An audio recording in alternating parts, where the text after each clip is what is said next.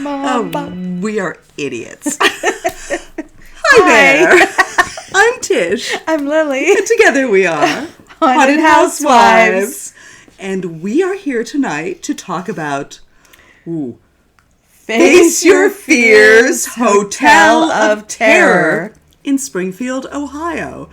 This was one of the focuses of our very first road trip of the 2025 haunt season. Yay.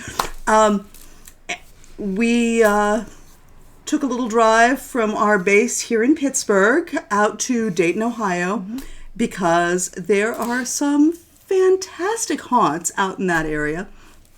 And Face Your Fears is reason to drive. Yes. You know. Well, there were a couple places we'll talk about, and they're worth the trip. But right now we're going to focus on Face Your Fears. This is part of our series on something old, Something new. something bloody, Something boo. and we're going to tell you what's old and what's new at Face Your Fears Hotel of Terror. And I'm going to kick stuff off with the something old. And my apologies, y'all. I'm going to nerd out on you. Face Your Fears Hotel of Terror is this actually haunted, they say, building about a half hour outside of Dayton, Ohio. And there's a backstory about all of these terrible things that have happened at this hotel. We know that hotels are a great source of fear, whether you're a true crime aficionado who knows about the Cecil Hotel in Los Angeles, or if you're into, American Horror Story and the hotel in, I think it was season 5, season 6. Wednesday would be furious with me for not remembering that. Comment below. She'll how comment. Angry Wednesday, tell me which season was hotel. Tell her. But hotels are a great source of stories because so many people are just kind of passing through. Things are happening. People are running from something, or they're on their way to something. They're eloping. They're about to have an adventure. It's a temporary, Yeah. So hotels are a great site for haunts. One of the things, though, that makes Face Your Fears Hotel of Terror so remarkable is something that we noticed on our first visit 3 years ago. And that is the design of this place. Something old for me is the way this haunt is designed, because from the moment you step across the threshold until you leave, there is a really clear arc where you start with a sense of dread and you end with a sense of chaos and get me terror. The heck out of here. In the best possible way. But the scares are very precisely designed so that they accelerate from the beginning of the haunt to the end. And also the physical design of the haunt is really, really smart, where you go upstairs and downstairs, and you ascend to the third floor of this hotel and then down into the basement of this place. And along the way, you're going through these storage rooms where your movement is confined by crates and boxes and barrels. You go through a maze that is made up of coffins. So it's extremely claustrophobic. It's scary. You're looking around you and you see the coffin shape confining you, confining your movement, and you're in a maze. You're winding around through this while things are chasing you or reaching down from above. The design of this place was something we talked about the first time we visited, and it has remained consistent and consistently scary. They use the space really well. This isn't a multi-theme haunt. You'll run into different kinds of characters. You run into sort of witch doctor, voodoo priestesses. You run into possessed creatures and ghosts and chainsaw maniacs.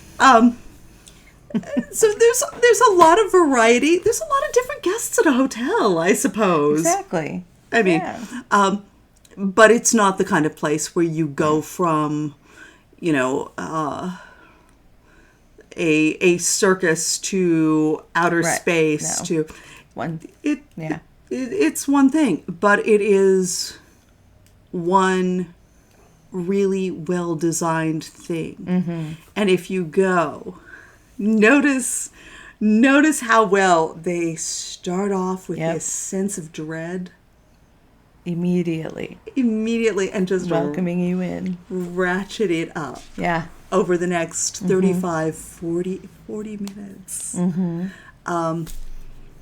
so that you just feel this increasing sense of fear the whole way through, and gets worse. It gets worse and worse. It doesn't get better. No. It does not get better.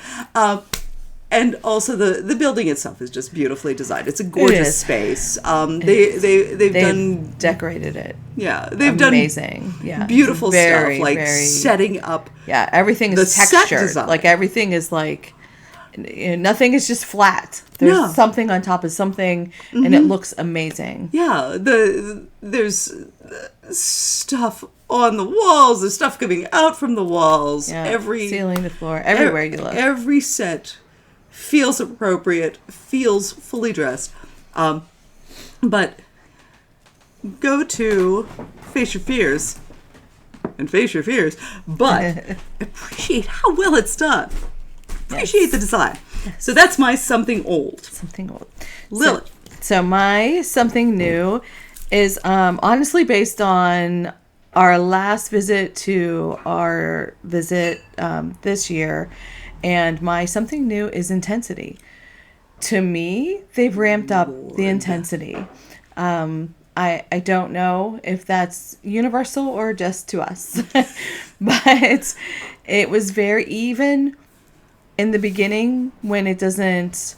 There's like this undercurrent of dread the whole time. Like, this is really creepy. There's like... It feels like everybody's warning you. There's little things that happen here and there. And even those things, I feel like, were amped up this year. And they've done a great job of being able to get to everybody in the group.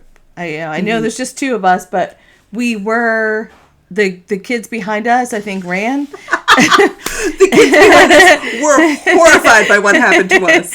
And they caught up to us. The kids behind us were not having it. And they all had the necklaces, too. You get a necklace here for the touch part. Yeah, also, we should we stop. didn't even talk about that. We should stop and, go back. And clarify. Rewind. So one of the things you can do at Face Your Fears is for $3. $3. This is a bargain, people. You can tack on a touch pass. And if you're freaks like us, you will. Yes. But you get a glow necklace that signifies that you are willing to be messed with. And we're willing to be messed with. So we had the touch pass. And that means that you get literally dragged into the scenes. Yeah, right. Yeah.